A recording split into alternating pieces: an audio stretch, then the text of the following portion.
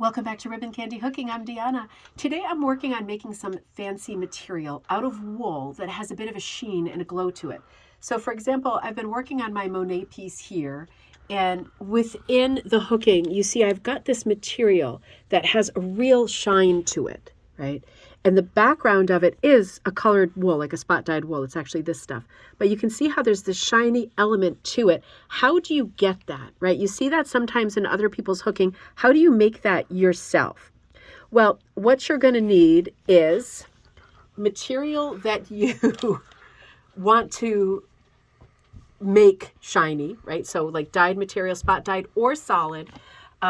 This material from Joann's is called Glitterbug Sheer Light.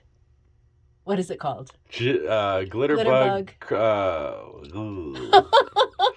Sheer. Clear. No, sheer. Glitterbug It's sheer Glitterbug. crystal. Yeah. Shum. It's the brand is Glitterbug. We don't remember. No, we don't remember. But the brand is glitter and it's sheer. Glitterbug is the brand. Is for the sure. brand. So this should be at Joann's or Michael's. You can ask them or you can look it up online. It's basically, this one is the sheer, right? This is the white, right? Mm-hmm. This is almost holographic. But then it comes in other colors, like my Joann's had the blue. I know there are others, but my Joann's is very small.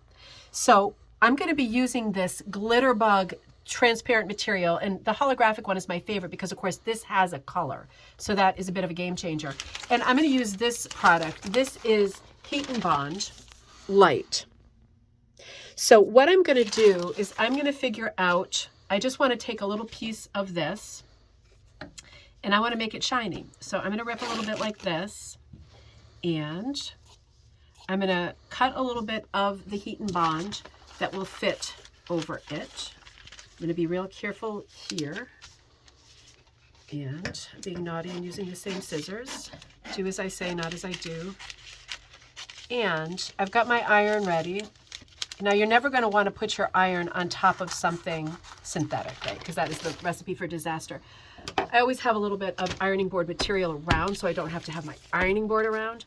And this is a Heat and Bond, right? So I've got my iron on. It's on like medium. I'm putting it on, it was on 4. I'm putting it more toward 5.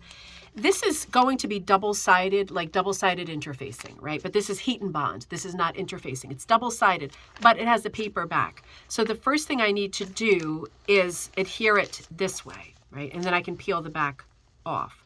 So I'm going to want to put the iron on the wool because the iron can take, the wool can take the iron, but the paper not so much.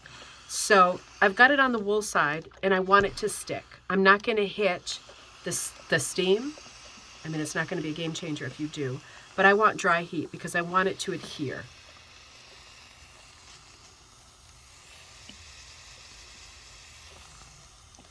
And I'm looking at it from the other side. It's not sticking yet.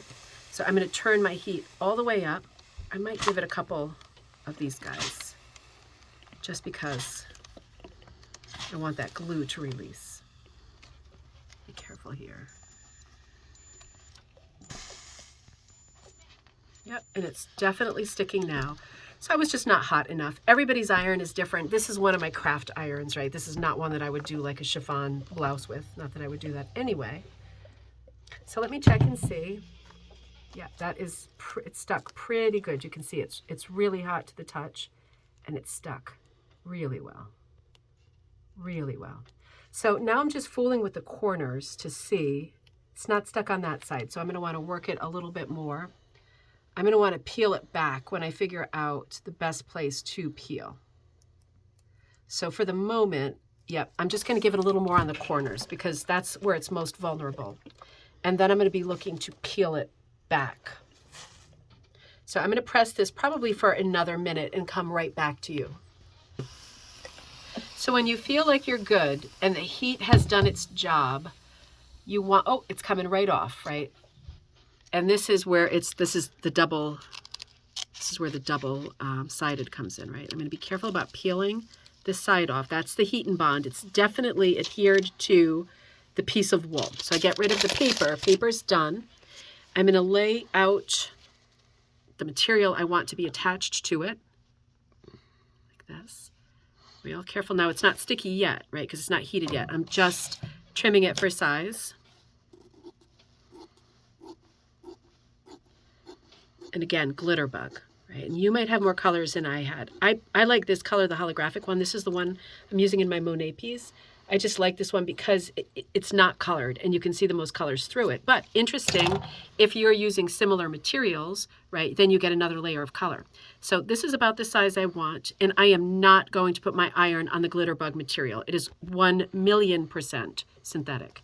So I'm going to do the same thing I did before and flip it over. The wool can take it, but the synthetics cannot. And now I'm going to be here for a little while, pressing this, and I'm not hitting the steam button, but you can hear it sizzling away. And what's happening is that two-sided stick it's already glued to the wool. It's now gluing to that synthetic. And as long as I stay on the back of the wool, I am good. The heat is going to make it there. And at the end, you want to spend time doing this and making sure it's sealed. And it does get hot, so be careful for your fingers. Right? It's not there yet, but you can see it is starting to stick. I need to come down and do this part more. But you can see it is absolutely going to stick. And then it's going to be a question of using it, right? So do you want to cut it like with your scissors? Do you want to cut it with a rotary cutter? To be honest, I use my Bliss cutter on this too and my Sizzix cutter, but cut it however you want. This is a synthetic and it will dull your blade over time depending on how much you're using it. That'll be how quickly your blade gets dulled.